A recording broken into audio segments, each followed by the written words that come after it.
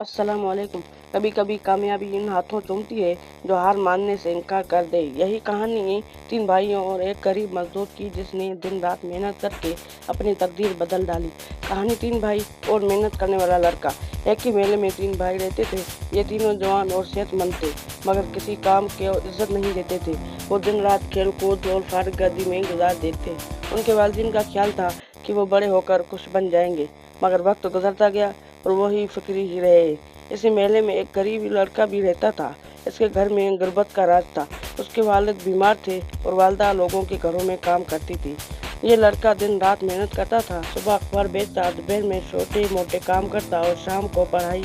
वो हमेशा कहता, आज मुश्किल है, कल बेहतर होगा। तीनों भाई उसका मजाक उड़ाते और कहते, कितनी मेहनत कर ले तो हमारे जैसा ही रहेगा।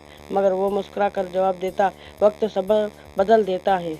वक्त गुजरता गया। लड़के ने तालीम मुकम्मल की। मेहनत ने उसे मौका दिया।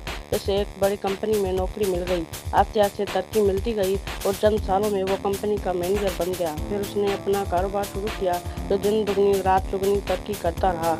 एक दिन वो उसी मेले आया और शानदार गाड़ी में लोग हैरान थे। वो अपने पुराने घर वालों से मिला, उनकी मदद की, उनकी ज़िंदगी बदल दी।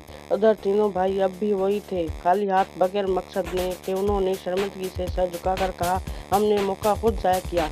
गरीब लड़का जो जवाब का कामयाबी इंसान बन चुका था, मुस्कुरा कर बोला, कामयाबी किस्मत नहीं, मेहनत का इनाम है।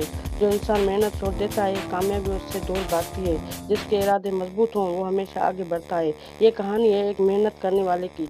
जो मेहनत करेगा उसे फल लाजमी मिलेगा।